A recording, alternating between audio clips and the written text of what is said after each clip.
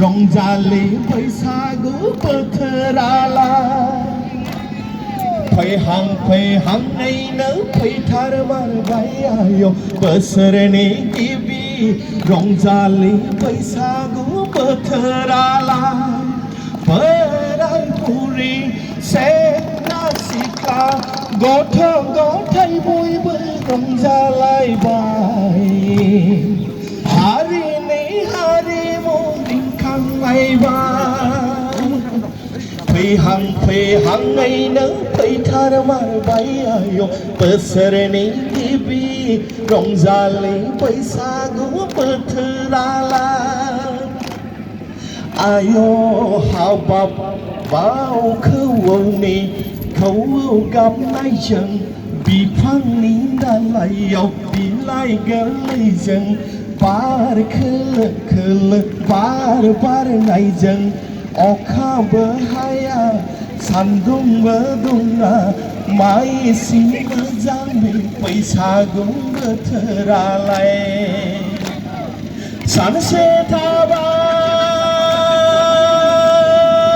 साननै थाबाव आयौ बैसागि सिखोला नों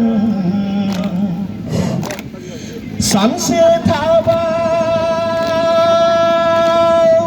साननै थाबाव आयौ बैसागि सिखोला नों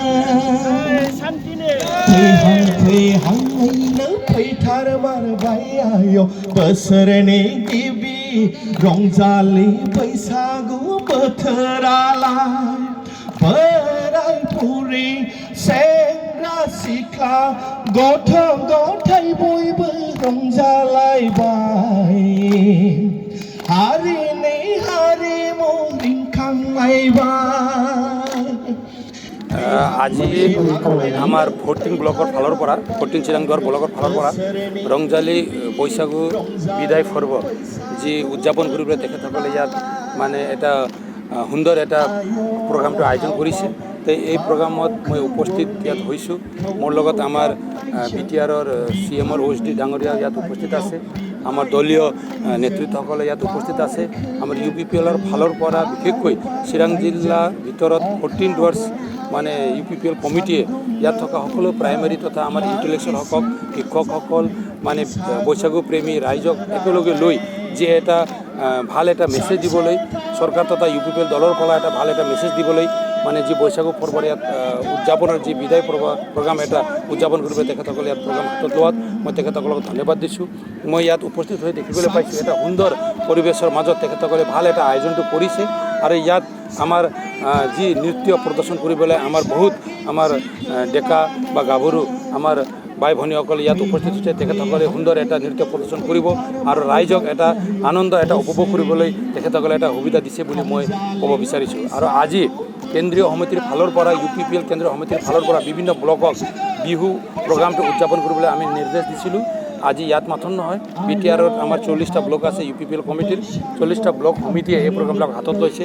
আৰু এই বিদায় প্ৰগ্ৰামটো আমাৰ আদৰণীয় হাতত লৈছে আৰু বিদায় প্ৰগ্ৰামটো হাতত লৈছে ইয়াৰ পিছত আমাৰ মানে বিশেষকৈ মানে ৰাইজৰ মাজত থাকি ৰাইজৰ সুখ দুখৰ সময়তে আমি একেলগে থাকি আগবাঢ়ি যাব লাগিব বুলি আমাৰ যি এটা দলৰ চিন্তাধাৰা আছে এই কামটো বা এই মানে কাৰ্যসূচীটো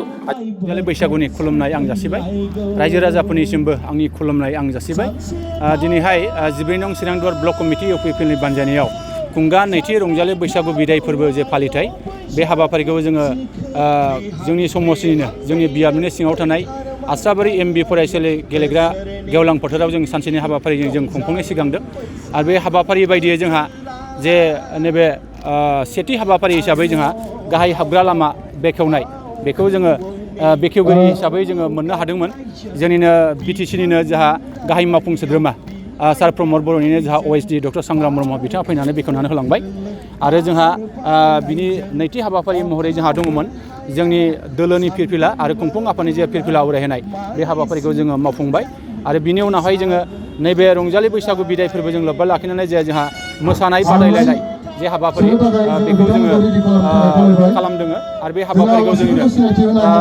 BTCनिनो जोंहा सासे MCLA UPPL दोलोनिनो जोंहा सासे गाहाय नेहाथारि आरो जोंनि BTCनि गाहाय मावफुं सोद्रोमा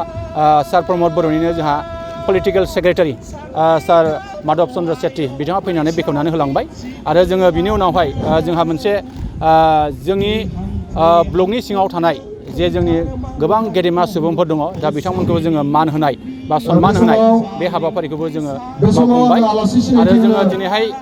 बुंनांगोन नैबे जोंनि 14 नं चिरांदुवार ब्लक कमिटि UPPLनि बानजायनायाव जोंहा 10टा जोंहा प्राइमारि कमिटि दङ आरो जोंहा 9टा BCDC कमिटिफोर दङ दा बिथांमोननि लैहोर लैहोर बाहागो लानाय बेखौ जोङो नुनो मोन्दों आरो जोङो बाहाय मोसाखावरि महरै जोङो 30थासो मोसाखावरिफोर बाहाय बाहागो लाफैदों आरो बिथांमोननि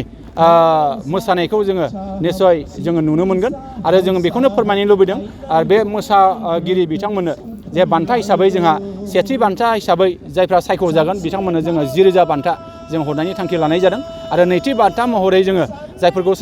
जोङो लागोन सायख'जागोन बिथांमोननो जोङो 7,000 बान्था जों हरनो थांखि लादों आरो जोंहा थामथि बान्था महरै जायफोरा सायख'जागोन बिथांमोननो 5,000 जोङो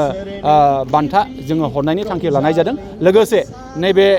बादायलायनायाव जायफ्रा देरहासार जानो हायाखै दा बिथांमोननोबो जोङो 2,000 कनसोलेसन प्राइज हिसाबै बान्था हिसाबै जों बिथांमोननो हरनो थांखि लानाय जादों।